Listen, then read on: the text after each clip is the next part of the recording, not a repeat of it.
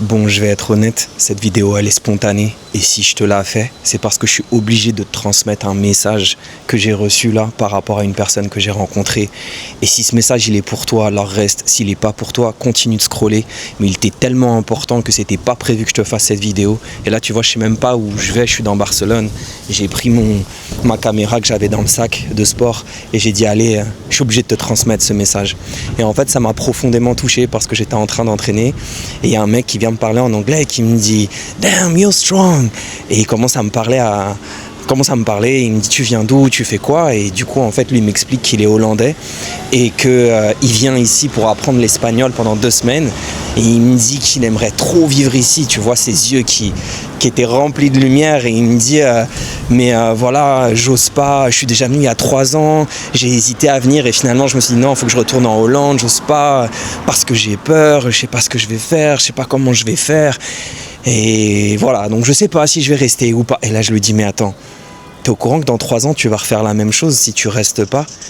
Parce que si ça fait 3 ans que tu ressens ça et que tu reviens ici, c'est qu'il y a un moment, il y a quelque chose de plus grand qui te guide. Il y a quelque chose que tu sais pas, il y a quelque chose qui va au-delà de ton mental, il y a quelque chose qui va au-delà de tout ce que tu avais pensé dans ton esprit rationnel. Il y a quelque chose qui te pousse si c'est encore là, mais tu sais c'est quoi le problème? C'est que dans 3 ans tu vas le ressentir encore et peut-être que 3 ans encore plus tard tu vas le ressentir, sauf qu'il sera passé 9 ans. 9 ans. Et dans 9 ans, tu vas dire quoi? Tu vas dire ah mince, mais si j'étais venu à 9 ans, en fait, j'aurais pu créer quelque chose qui vibrait vraiment en moi. Et tu te diras, c'est trop tard. Mais ça se trouve, ce sera pas trop tard. Mais tu t'inventeras une autre excuse pour ne pas vivre tes rêves. Et que en fait, des excuses, t'en as toujours. Et je continue de lui dire, je le bombarde comme ça, c'était plus fort que moi. Et là, je lui dis, tu sais, mon grand-père, c'était mon plus grand héros de vie. Et c'est encore mon plus grand héros de vie parce qu'il est là quand je te parle. Et je lui dis, à la fin de sa vie, il pouvait plus recommencer. Et j'ai réalisé que la mort, c'est ne plus pouvoir recommencer quoi que ce soit. La mort, c'est pas échouer. La mort, c'est pas te planter. La mort, c'est pas la fin d'une relation ou un compte en banque qui se vide parce que t'as foiré un projet ou tu t'es planté. La mort, c'est pas ça. La mort, c'est quand tu peux plus recommencer. Et ça veut dire que tant que tu peux encore recommencer, surtout encore plus dans son cas, le gars, il a quoi? Il avait peut-être 35 ans et t'es là, tu fais du sport, ça veut dire que ton corps il fonctionne quand même. La mort, c'est quand tu peux plus recommencer. Si tu peux recommencer, c'est que t'es en vie. Et elle est là la véritable vie. Donc qu'est-ce que tu fous? Et là je te le dis à toi comme je l'ai dit à lui, comme je me le dis à moi. Je fais pas le mec. Tout ce que je te dis dans les vidéos, c'est ce que moi je ressens en moi, pour moi et pour les gens que je veux aider sur cette terre. Mais qu'est-ce que tu fous? Qu'est-ce que tu fous? S'il y a quelque chose qui vibre en toi 1 fois, 2 fois, 3 fois et qui revient en toi, c'est pas pour que tu réussisses ou que tu échoues. C'est pour que tu deviennes qui tu es. C'est pour que tu te découvres. C'est pour que tu apprennes. C'est pour que tu comprennes le sens de ta destinée par rapport à ce que tu vas apprendre sur toi à travers les relations que tu vas avoir et les projets que tu vas monter. La vie, c'est pas tu gagnes ou tu gagnes pas. La vie, c'est est-ce que tu as été toi? Et quand le gars il va regarder sa vie dans 3 ans encore, s'il vient pas suivre son rêve ici, il va regarder et en réalité, à la fin de ta vie, toi aussi tu vas te le dire, tu vas regarder derrière comme lui il va regarder derrière. Et on va tous se dire attends, est-ce que j'ai vraiment vécu selon ma vérité? Ça, j'ai des frissons quand je te dis ça. Ou est-ce que j'ai suivi mes peurs? À la fin de ta vie, c'est ça que tu vas te demander.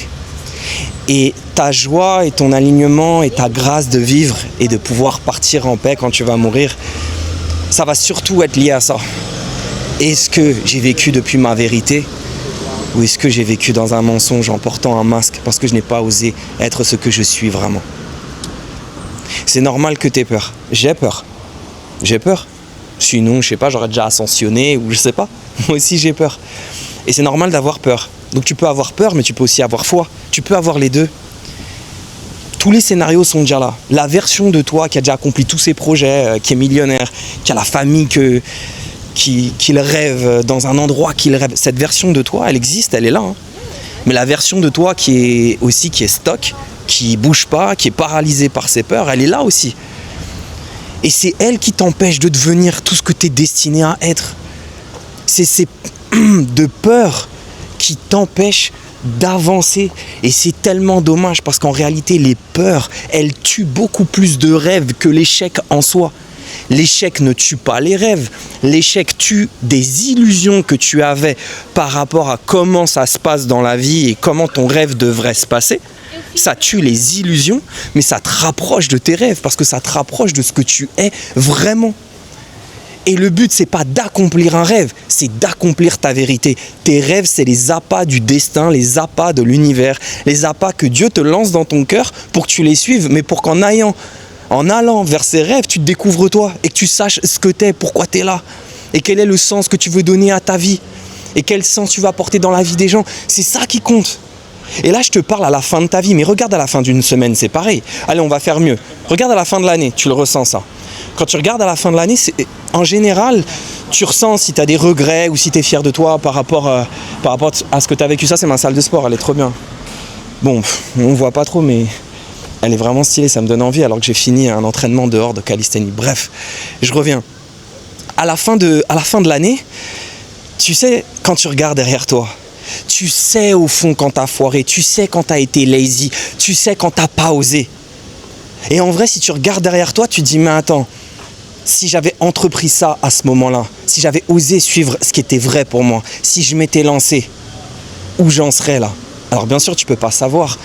Mais à la fin de l'année, tu sais si tu as été vrai ou pas vrai. Et en général, quand tu as été vrai, même si ça s'est pas passé comme ce que tu voulais, tu n'arrives pas à le regretter. Tu peux souffrir dans ta vérité. Bien sûr que tu souffres.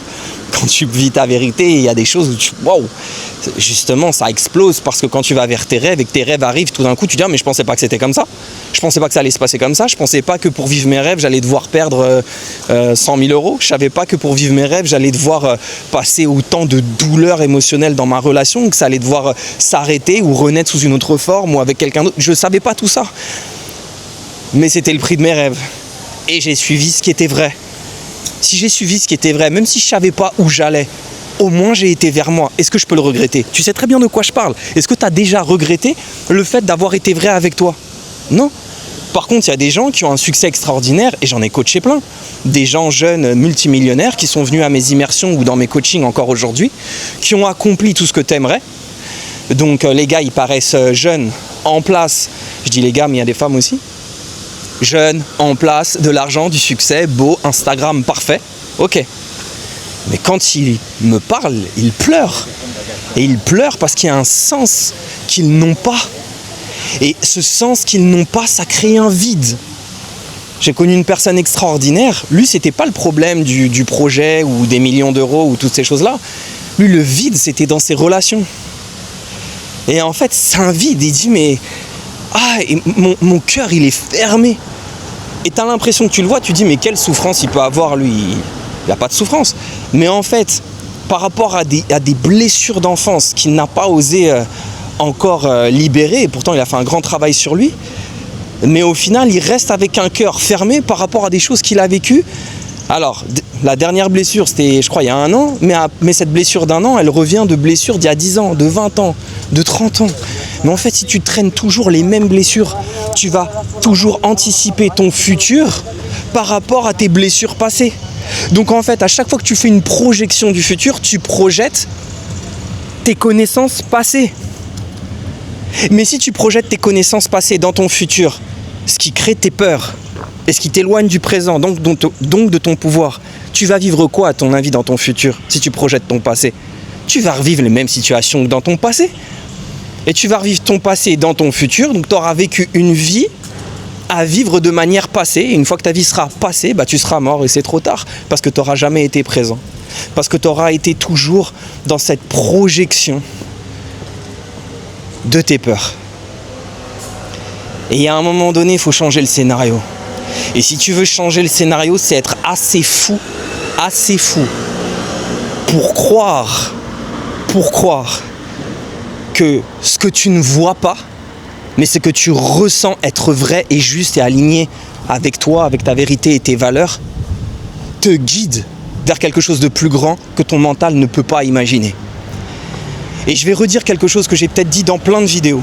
Je n'ai jamais pris cette rue, je crois. Passage d'Iglesias. C'est écrit en en catalan ici à Barcelone.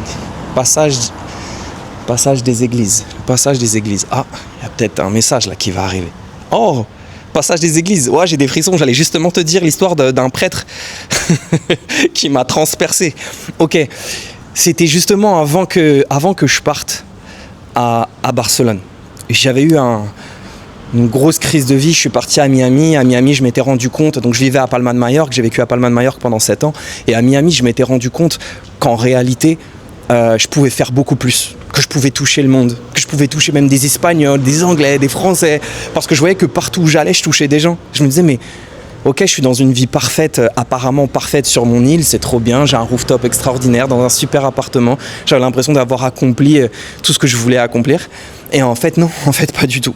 Et donc, j'ai décidé de me dire, maintenant, il faut que je parte. Et où j'ai voulu partir, je me suis dit, allez, Barcelone. Et en fait, le dernier jour à Majorque, je me suis dit, je veux retourner dans le couvent qui avait en face de ma porte d'entrée de mon premier appartement quand je suis arrivé. C'est le couvent des Capuchins. Et je suis allé dedans. Et en sortant de ce couvent, j'étais le dernier, et c'est le prêtre d'ailleurs qui est venu me voir, qui m'a dit, je suis désolé, on ferme, etc. Et en fait, en sortant, je lui dis, excusez-moi, mon père, vous avez un message pour moi? J'ai une question à vous poser. Écoute bien. Et je lui dis, vous savez, je vais à Barcelone et je vais aller suivre mes rêves là-bas, et est-ce que vous avez quelque chose à me dire? Il me dit, ah, c'est une grande responsabilité que vous me demandez là, que tu me demandes là. Je lui dis, bah oui, c'est pour ça que je vous pose cette question. Et il sourit, il dit, ok. Bah alors tu sais, c'est l'histoire d'un enfant qui pleurait. Et il pleurait, et à force de pleurer, il y a Jésus qui apparaît devant lui. Et il lui dit, mais qu'est-ce que je dois faire? J'en peux plus, je suis triste, je suis pas bien. Et Jésus lui dit, simplement, prie Dieu, suis Dieu, aime Dieu, et tu verras que tout apparaîtra. Il me dit, donc moi, pendant qu'il me dit ça, je comprends rien. Je suis ok, aime Dieu, suis Dieu, prie Dieu, bon. Ok, ça veut dire quoi? Et là, il me dit, donc en fait, quand tu vas à Barcelone, et que tu vas suivre tes rêves, parce que c'est des rêves qui sont dans ton cœur, en réalité, c'est Dieu que tu suis, c'est Dieu que tu trouveras. Et donc en réalité, c'est toi que tu rencontreras. Ah, j'ai encore des frissons. Et quand il me dit ça, je dis, mais oui, mais oui, mais oui, mais oui. C'est pas ton rêve que tu vas accomplir et tu vas être content parce que tu as une médaille ou tu as une coupe et tu as gagné et tu as fait 1 million d'euros ou tu as rencontré une belle personne. Non, non, non. C'est en fait qu'est-ce que tous ces rêves t'ont appris sur toi, t'ont fait comprendre de toi, de la vie, de ton existence, et quel sens ça apporte à l'intérieur de toi. Les relations, ce sont des ornements de ta peinture de vie. Les projets, les réussites, les belles choses que tu vis, ça fait partie de ton histoire, et c'est magnifique de les accomplir.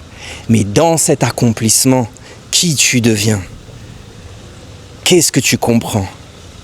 Et surtout, comme un autre prêtre l'avait dit à l'enterrement de ma grand-mère, est-ce que tu as su aimer? Et combien tu as aimé? Et qu'est-ce que tu as fait avec tout ce que je t'ai donné? Et je pense qu'en réalité, elle est là la clé. Donc si comme ce Hollandais que j'ai rencontré à la calisthénie, il y a quelque chose qui te fait douter, il y a quelque chose que tu n'oses pas faire, que tu n'oses pas dire. Parfois c'est juste un je t'aime, parfois c'est juste un je te trouve vraiment belle. Parfois c'est juste allez, je me lance, je commence un truc même si ça n'a pas de sens et que personne me connaît encore, mais je le fais quand même. Et bien si tu as ça et que ça vibre dans ton cœur et que ça revient, et que ça revient, et que ça revient, le laisse pas passer. Parce que quand tu laisses passer quelque chose qui vibre dans ton cœur, c'est ta vie que tu laisses passer. Et je terminerai en te disant que la dernière fois, j'ai connecté avec une coach qui vient de Los Angeles et on parlait comme ça autour d'un café. Et à un moment donné, je lui disais, tu sais, j'ai trop envie de toucher le public espagnol, mais en ce moment, j'ai trop de travail. Je travaille énormément sur ma marque personnelle en français et j'ai déjà beaucoup de travail avec le français. Mais waouh, quand je communique avec des gens d'Amérique latine ou d'Espagne, ça me touche aussi. J'ai envie aussi de leur apporter quelque chose. Mais bon, c'est pas le moment. Tu sais, j'étais à fond dans mon mental. Et elle m'a dit, mais attends, regarde les yeux que t'as quand t'en parles. Capitalise sur ça. Capitalise sur tes yeux que tu as là. C'est-à-dire capitalise sur l'énergie que tu as. Même si tu crois que tu n'as pas le temps. Tu as tellement envie de les aider que juste fais quelque chose de temps en temps pour eux parce que ça vient de toi. Et tu verras qu'avec cette énergie, tu n'auras pas l'impression en fait de prendre du temps parce que c'est ce que tu aimes et c'est ce qui te parle. Donc juste continue, capitalise sur ce que tu ressens maintenant. Et j'ai compris quelque chose de grand, c'est qu'en réalité la seule chose qui existe, et tu le sais déjà, mais il faut bien le comprendre, c'est le présent de maintenant. C'est le présent, c'est ton cadeau. Et si tu penses à hier, tu vas ruiner ton cadeau. Si tu fais une projection de demain par rapport à ce que tu as vécu hier, tu vas briser encore une fois ton cadeau. Donc le vrai courage, c'est de croire ce que tu ne vois pas et de savoir que derrière ce qui vibre en toi, même si tu ne sais rien du tout de comment ça va se passer, en réalité, derrière ça, c'est toi que tu rencontreras. Et que si tu as une foi particulière, c'est Dieu que tu rencontreras. C'est la source dans laquelle tu plongeras. Mais il y a quelque chose d'extraordinaire qui t'attend derrière ce qui est vrai et ce qui vibre en toi. Je ne sais pas combien de frissons j'ai eu dans cette vidéo, mais en tout cas, si ce message il était pour toi, dis-moi ce que tu en as pensé en commentaire. Dis-moi ce que tu as envie d'accomplir. Dis-moi ce que tu ressens. Et partage cette vidéo à une personne en qui tu crois qui mérite aussi d'accomplir ses rêves. Et surtout, abonne-toi. Chaque like, chaque abonnement, chaque commentaire, ça me permet d'aller plus loin et d'aller vers mes rêves justement et de toucher encore plus de monde. Et d'aider encore plus de monde. Et de mourir en paix. Et de vivre dans la grâce. Donc voilà. On avance guerrier, n'oublie pas, tu as une force extraordinaire, t'es pas là pour rien, arrache tout, lève-toi, ce qui vibre dans ton cœur, c'est pour beaucoup plus grand que toi. Alors on s'en fout de tes peurs. Aie foi.